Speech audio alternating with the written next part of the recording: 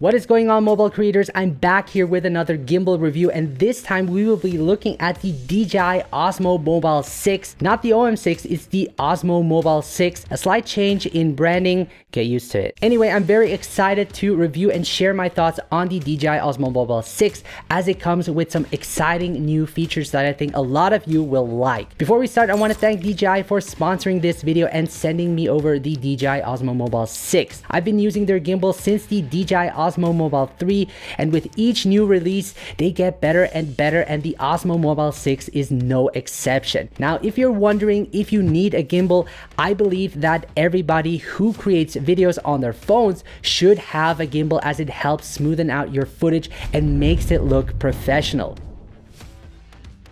Now, even though most smartphones have good image stabilization, a gimbal still allows you to get even steadier shots and opens up a world of possibilities regarding creative angles and movements, and also not to mention the additional features that come with the gimbal. They're small, easy to bring along, and don't cost much compared to larger gimbals. I know it isn't easy to decide on which smartphone gimbal to get, as it can get overwhelming with so many out there on the market. I'd probably go nuts, but hey, this is why I'm here, to help you find a gimbal that fits your shooting needs so that you don't have to do the work and let the gimbal do its magic. Bah! That wasn't good. But hey, before we start, for those that do not know me, Bennett Grazer here with smartphonefilmmaking.com, the ultimate online course helping you achieve cinematic video results with your mobile phone. And like I said, today we will be reviewing the DJI Osmo Mobile 6 and show you how to set it up with the iPhone 13 Pro Max to get you started shooting great looking videos. Specifically, I will be giving you a quick overview of the gimbal, look at the build and design quality, show you how to mount and balance the gimbal, look at the basic button functions and some of the special features that the gimbal offers using the DJI Mimo app, the different shooting modes, give you a walk through the DJI Mimo app, showing you the best camera settings for shooting high quality video. Then we will look at the operating modes, giving you a behind the scenes of how I use the gimbal in action, talk about the price and who the DJI Osmo Mobile 6 is for. Now, no matter if you're a beginner and never held a gimbal before, or just want to learn everything there is to the DJI Osmo Mobile 6, then you have come to the right place, my friend, as I will teach you everything you need to know to get started, because great gimbals come with great responsibility. Okay, let's just get started. Now, as always, I love to start with a quick overview of the gimbal. We have the roll, tilt, and pan motors that allow for smooth movement in any direction. You got the awesome magnetic clamp that allows you for a quick setup. You got the built-in extension pole for those hard to reach shots. And looking at the controls, you have the joystick, a switch button, a record button, and a newly added shooting mode button indicated as M, which we will get into later. This also functions as the power on and off button. What's also new is the small display showing you the battery life of the gimbal and the current shooting mode you're in. To the side of the gimbal, you have the new side wheel to adjust zoom or focus manually. On the other side, you have an USB-C charging port. On the back, you have the trigger button, and to mount the included tripod, you have a 1/4 screw at the bottom of the gimbal. So as you can see, not so many buttons, keeping it very simple. So let's talk about the build and design of the DJI Osmo Mobile 6. I absolutely love the dark gray matte color. It makes me look even more badass than I am. And overall, the design and the build quality are amazing, as expected from DJI. A lot of it has stayed the same compared to its predecessor, the DJI OM5, such as the attachable magnetic clamp and the built-in extension pole, which I absolutely love. Now, the magnetic clamp is a bit larger compared to the DJI Osmo Mobile 5's magnetic clamp, which allows you to use a case. I still wouldn't recommend it though. If you want the best performance, I usually remove the case. Now, the magnetic clamp itself is such a game changer. I think that all gimbals should have that, as it helps for a quick setup. The extension pole that extends up to 215 millimeters is also something I enjoy using, and I've been using it more and more as it expands the possibilities of what shots I can get. I find this especially useful for high and low angled shots. For vloggers, this is a must, as you can be further away from the camera to fit in more in the frame. The folding design has stayed similar, only this time when folding the gimbal, the top part clicks. So if I open this up, You can see that it clicks in so that it's locked in place, which is a nice little addition. The joystick has also been upgraded for a better and more precise movement control. Now the Osmo Mobile 6 weighs 340 grams, around 14 grams heavier than the DJI OM5. In terms of dimension, the Osmo Mobile 6 is slightly larger when putting both gimbals side by side. The gimbal's operating time is around 6.4 hours and the charging time is 1.4 hours. Now the maximum payload is up to 290 grams, which works well with the iPhone 13 Pro Max, which weighs 240 grams. The included tripod is always great to have, as you sometimes want to rest it on a surface or shoot a time lapse. So let's look at how you can mount and balance the Osmo Mobile 6. Unfolding the gimbal is easy. Just rotate the pan tilt axis clockwise and then unfold the gimbal as shown. Attach the magnetic clamp to the center of the phone. I recommend not using a case for optimal gimbal performance. Make sure the camera mark is pointed towards the camera of your phone. To attach your phone with the Osmo Mobile 6, align the marks on the phone clamp and the mounting plate. The magnets will hold the phone securely. Make sure the weight is evenly distributed so that the gimbal doesn't use up more battery. Now here it comes. The coolest feature DJI added to the Osmo Mobile 6 is that the gimbal automatically powers on after unfolding it, allowing you to attach your phone and start shooting immediately, which is super awesome. Let me show you that quickly. So I can just unfold it up here, and then once I lift this part up, and I can just straight up attach my phone to it. Now I'm not done yet. The gimbal also has a quick launch mode where the DJI Mimo app automatically launches after the iPhone is magnetically attached to the gimbal. And you can enable quick launch inside the DJI Mimo app under General. Unfortunately, it's only currently available on iPhones due to the interface access of the manufacturer. So if you have an iPhone, good for you. This feature really helps reduce the preparation time to start shooting immediately. Also, if you want to shoot handheld, you can just remove your phone from the gimbal, get the shot, reattach it, and you'll be able to continue operating with your gimbal without turning it on or off or using the standby mode. Now that is freaking cool. Alright guys, let's now get into the basic button functions. It's really important that you get to know what each button does. This way you can quickly use the right settings for the type of shooting you're doing and be more efficient. DJI really keeps it simple with just a few buttons. So let's go through each button and see what they do. So let's start with the M button. You can press once to switch mode. You can press 3 times to enter standby mode, and to power on and off the gimbal, simply press and hold the M button. Next, by pressing the shutter record button, it will either take a photo or start and stop recording. This also works with the native camera app and third-party apps like Filmmakers Pro. Then we have the switch button. Press once to switch between the front and back camera inside the DJI Mimo app. Press twice to switch between the landscape and portrait modes, but you can also do that manually using your hands. Press 3 times to switch between photo and video modes, or enter the quick menu inside the DJI Mimo app. Moving on to the side wheel, you can press it once to switch between manual zoom and focus inside the DJI Mimo app. You can start adjusting the zoom or focus by scrolling the wheel. I really love how they integrated this feature for more control, especially if you want to get more creative with your shots, and also to switch built-in lenses quickly instead of having to tap on the screen. Another plus point for efficiency. Last, we have the trigger button. Press it once to enable active track inside the DJI Mimo app. This is useful for keeping the subject centered in the frame, especially when using the selfie camera for vlogging. You don't have to worry about being cut out of the frame. It does a great job of tracking the subject and also has been updated to active track 5.0 for better tracking performance. To enter lock mode, you can press and hold the trigger button, which locks all motors. Next is to press once and then press and hold to enter sport mode. This is similar to follow mode, just with a faster speed, allowing you to capture and follow quick moving subjects more easily. Press the trigger button twice to recenter the camera. Now, it does take some time to get to know each button function, so make sure to experiment with them and find what works best for you. So if you made it to this point, congratulations. We still have a long way to go, so let's not waste any time and continue. So let's look at the DJI Mimo app, which is free to download and is available for iOS and Android users. Now, if you want to unlock the DJI Osmo Mobile 6 full potential, then I highly recommend you use the DJI Mimo app.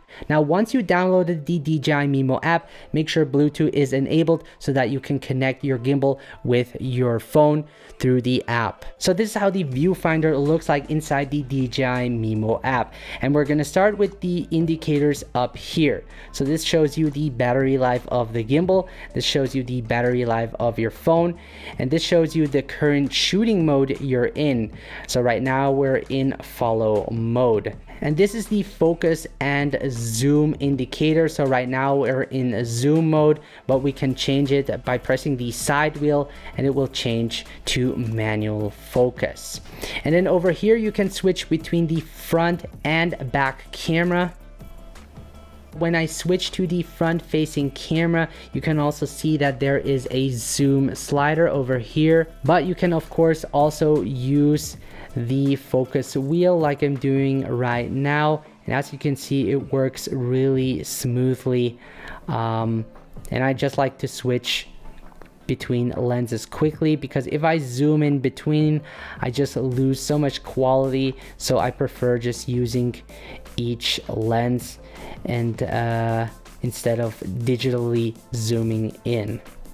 And you can also see if I switch to manual focus, I can start adjusting the focus, which is really cool and works very smoothly. And then over here you have your record button. Then below your record button you have your gesture control. So right now it's turned off, but when I press on it, you can see that you will be given two options. So you have the follow and shoot or shoot only. So let's first enable it.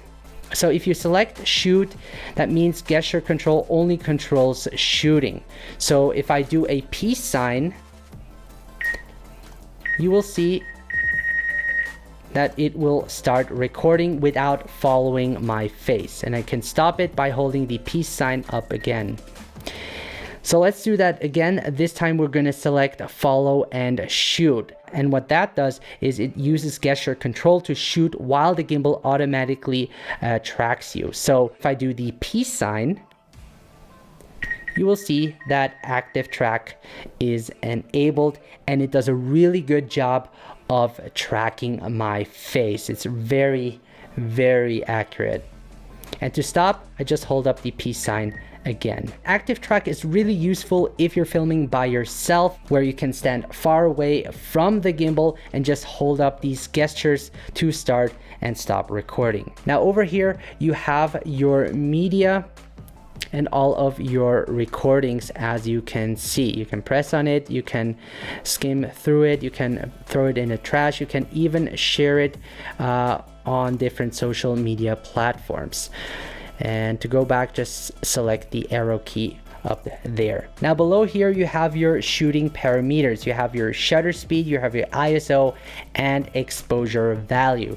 Right now it's set to auto, but if I click up here, I can set it to manual mode and adjust these values individually.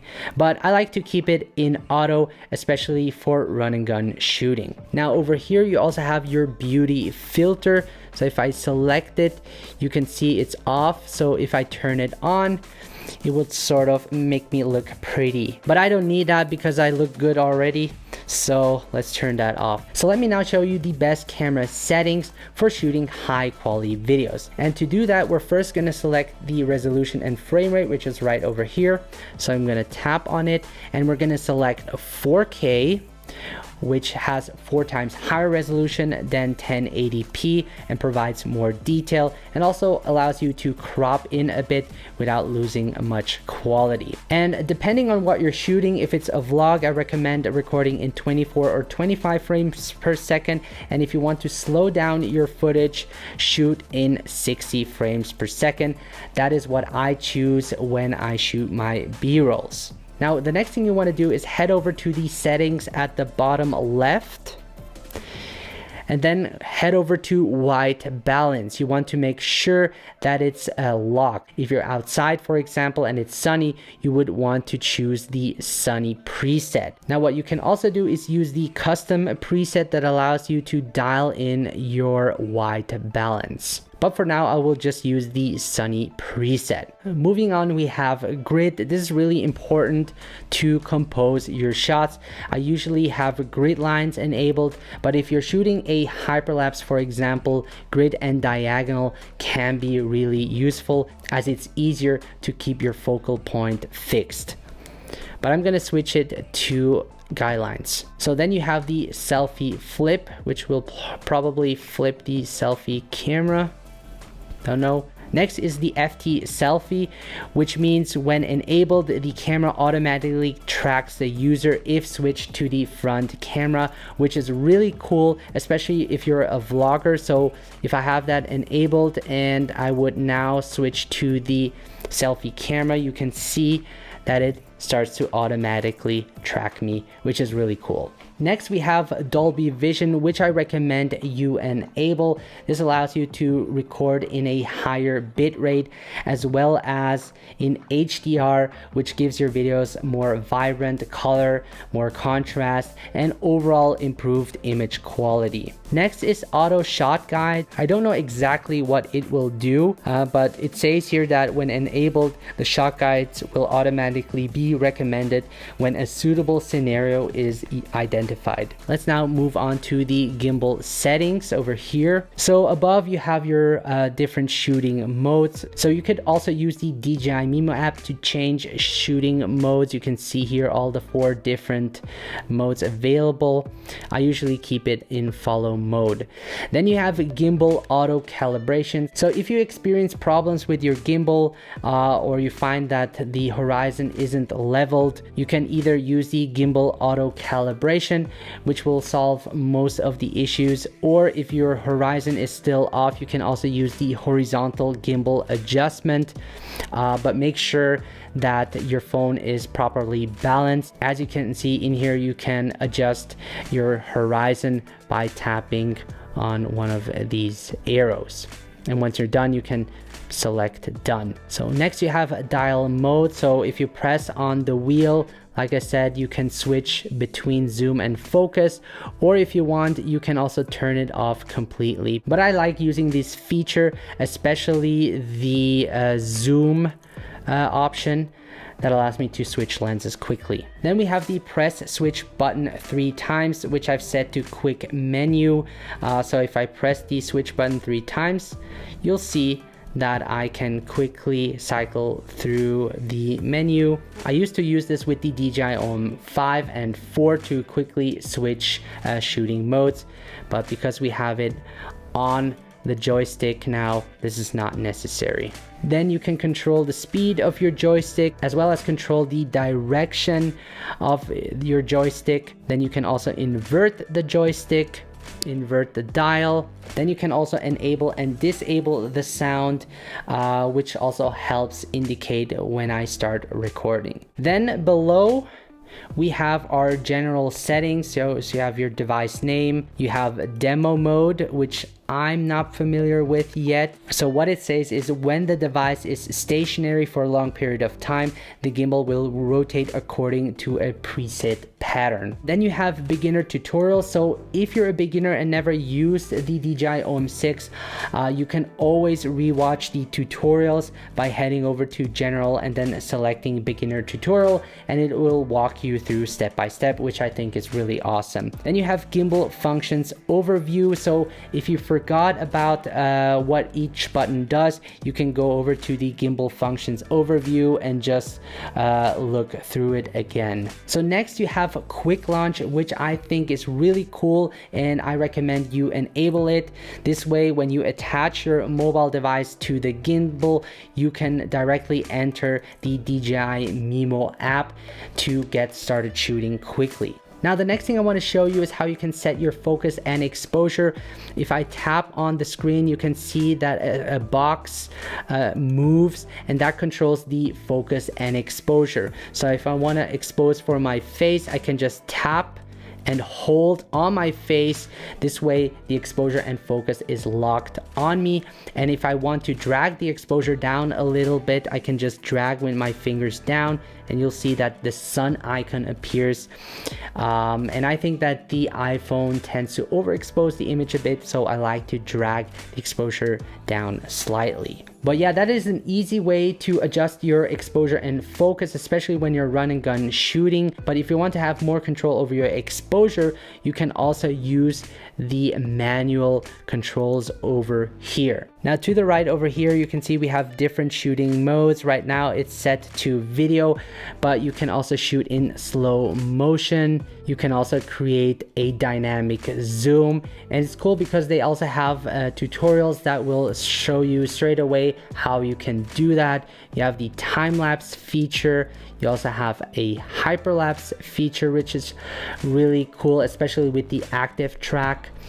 Then you can also use photo and panorama, as well as story, which we haven't looked at yet. Now inside story mode, you're able to select one of these presets and it will guide you through to create a dynamic video. The purpose of story is to help you create quick and engaging content fast for your social media. I personally don't use it, as I like to edit on my computer and create my own style of video, but for those that don't have the time to edit a video, this is really a great option. And what's cool is that it shows you on the top left a video tutorial walking you through step by step, and below here you will see the duration of each video, and then in the end it will cut it for you, but we won't go through the entire process for this part. All right guys, so there you have it. That was a walkthrough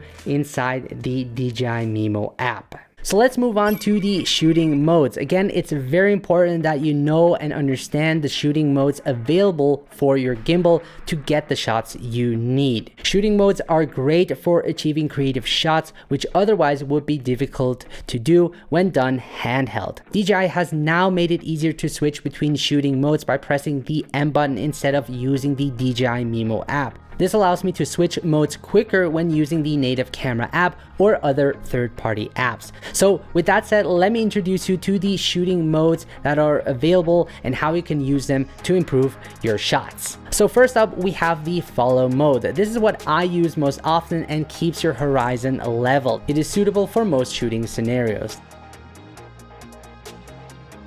Then you have the tilt lock that keeps the tilt angle fixed and is great for capturing tracking shots.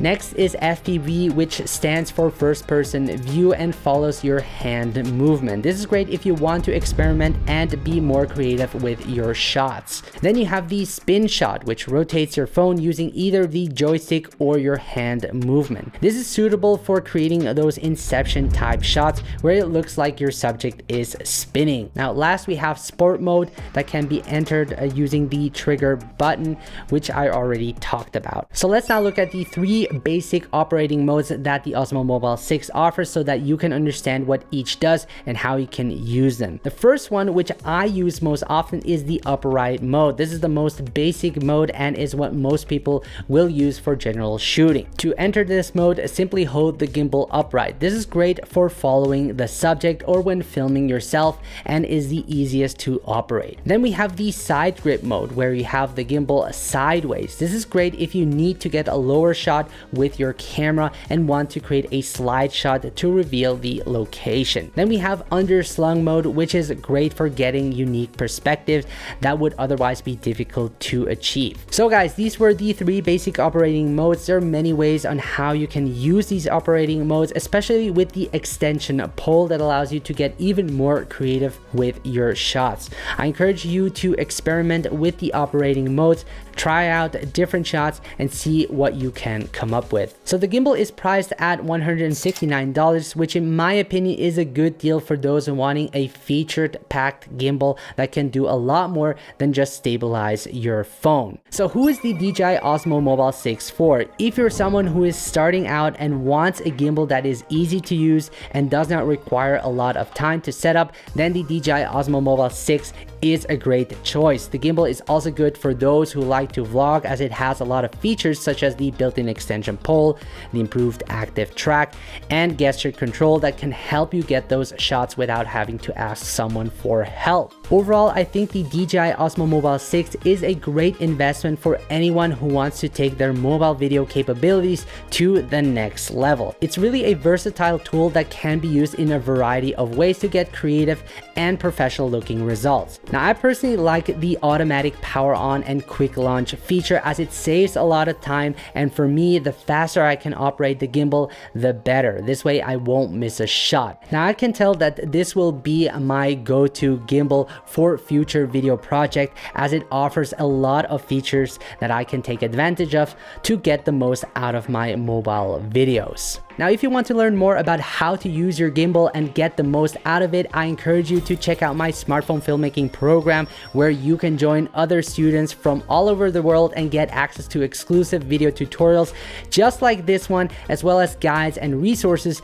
that will help you take your mobile filmmaking to the next level. Make sure to also download my free smartphone filmmaking guide that will help you get started making quality videos on your phone. Now, if you enjoyed this video, make sure to leave a like and subscribe to my channel so that I can keep continuing to bring you helpful content like this one. As always, guys, I appreciate your support. Thank you so much for watching. Keep it mobile, and I will see you in the next video.